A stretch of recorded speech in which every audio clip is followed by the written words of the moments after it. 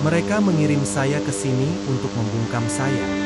Seorang pria yang dipermalukan, dituduh melakukan bid'ah terhadap kerajaan dan sains. Namun gunung memiliki suaranya sendiri. Mereka mengira aku gila karena memperingatkan mereka. Namun, aku melihatnya. Tekanan meningkat di bawah kekaisaran mereka, api yang telah mereka kubur selama berabad-abad. Lalu,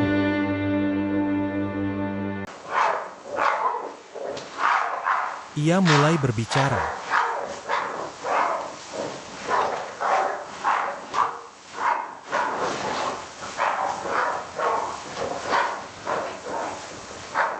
Saya tiba di Batavia dengan peralatan saya dan aib saya.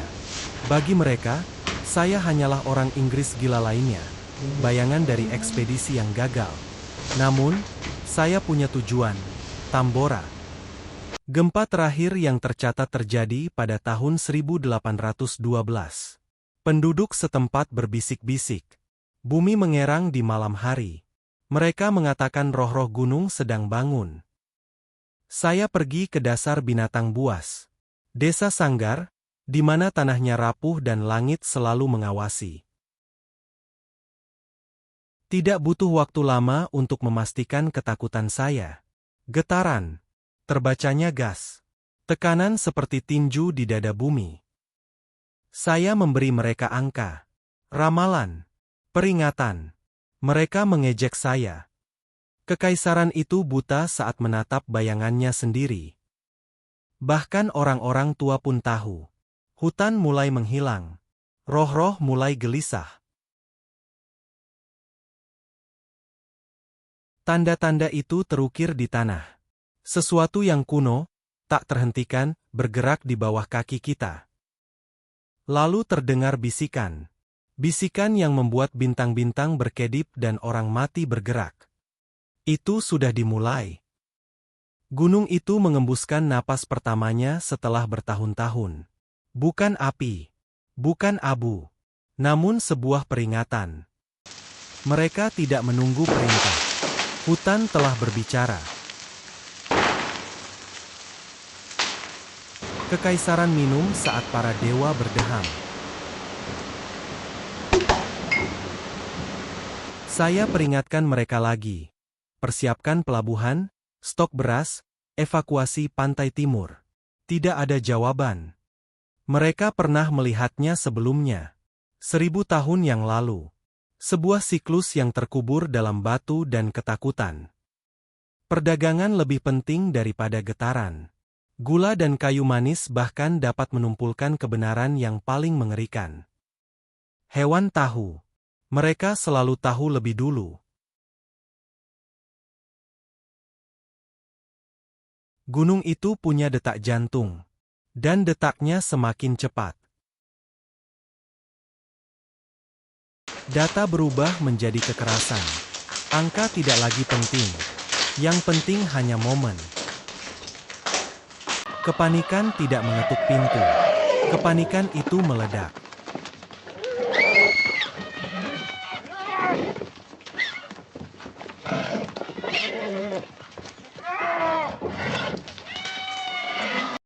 Itu bukan mitos. Itu memori, setengah terkubur dalam darah dan abu.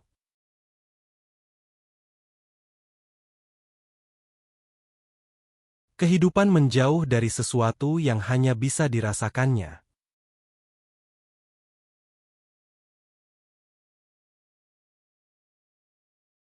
Bahkan lonceng pun berhenti berdoa.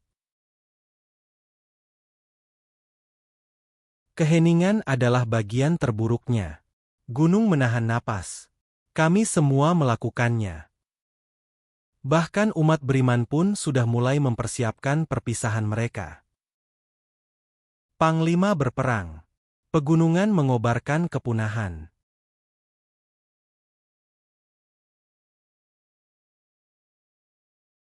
Bukan api yang kami takutkan, melainkan kematian yang tak terlihat.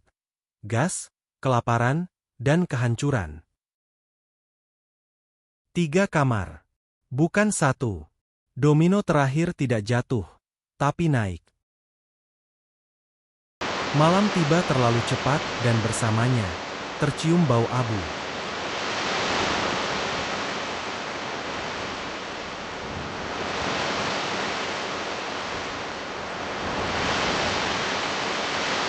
Kami pikir kami punya waktu. Ternyata kami salah. Jam pasir terbalik sebelum kami tiba. Itu bukan sekadar letusan. Itu adalah kehancuran. Gunung itu tidak berteriak, itu meledak.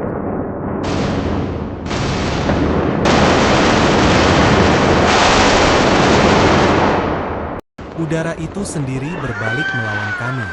Tidak ada tempat berlindung, tidak ada logika, hanya kekuatan.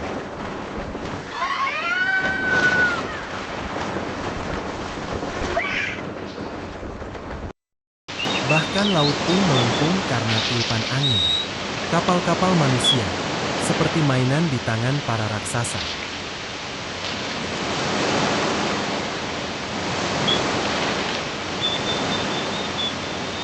Di Bima, abu mulai berjatuhan seperti salju kelabu. Anak-anak menangis. Orang dewasa menggendong orang lanjut usia. Tanah mencair. Desa-desa longsor ke bawah bukit saat aliran piroklastik mengalir deras dengan kecepatan yang mengerikan.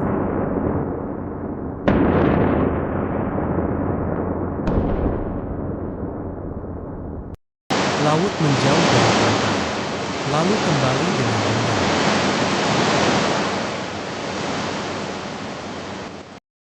Saya dan Putu berlari menuruni punggung hutan.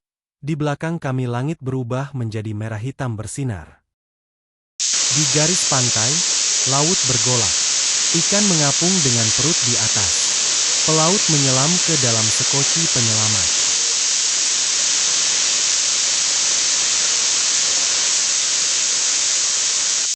Kaldera untuk ke dalam, seperti gunung melahap dirinya sendiri. Gunung itu tidak mati. Ia meledak.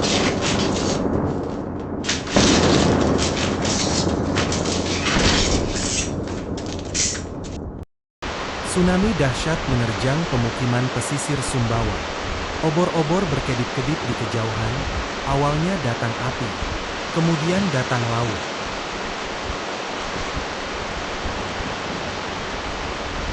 Di sebuah gua tersembunyi, saya menemukan dinding yang dipenuhi tanda-tanda kuno.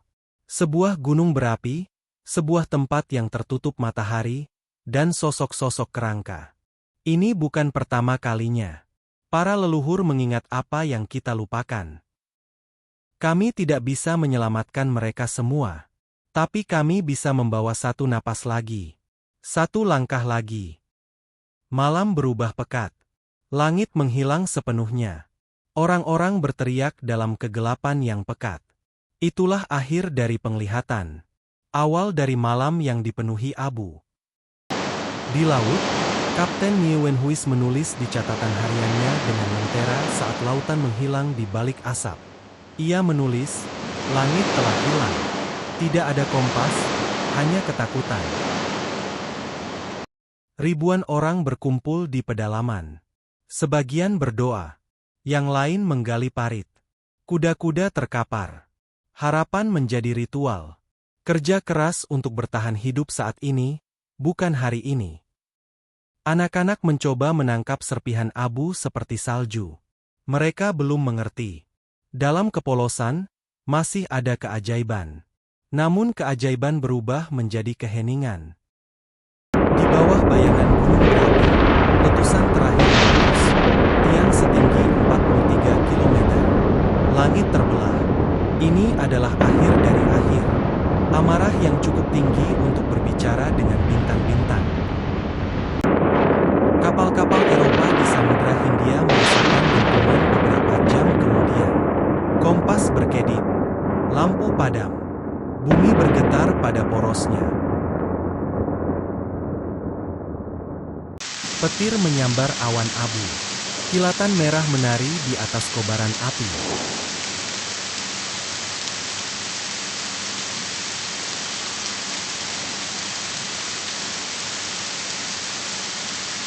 Saya berlumuran jelaga dan batuk, mencatat kejadian tersebut pada halaman yang bergetar.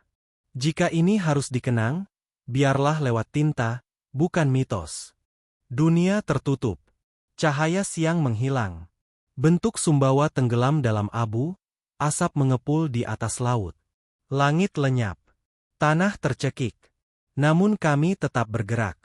Karena bertahan hidup, lebih keras daripada kehancuran. Fajar yang suram, cahaya nyaris tak menembus langit yang tertutup abu. Tanaman layu di ladang yang menghitam. Pagi telah tiba, tetapi matahari belum muncul. Dunia telah memasuki malam kedua, yang akan berlangsung selama bertahun-tahun. Di seluruh Eropa, embun beku musim panas merusak panen. Anak-anak menggigil dengan pakaian compang-camping.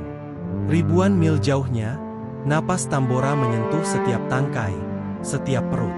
Kelaparan telah menjadi bahasa yang digunakan di setiap benua.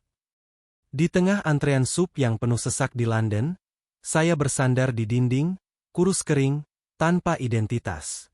Saya kembali bukan sebagai seorang nabi, tetapi sebagai relik. Seorang pria yang telah melihat akhir, dan masih merasakan dinginnya bertahan hidup. Di sebuah kabin Swiss, Mary Shelley muda menulis coretan saat petir menyambar di luar. Frankenstein lahir. Bahkan dalam keputusasaan, ciptaan tetap bergerak. Monster lahir dari abu, pikiran dinyalakan oleh musim panas di tengah malam. Di Yogyakarta, Putu dan saudara laki-lakinya menanam singkong di tanah yang hangus. Ia menertawakan seekor burung yang lewat. Di Yogyakarta, Putu dan saudaranya menanam singkong di tanah yang hangus. Ia menertawakan seekor burung yang lewat.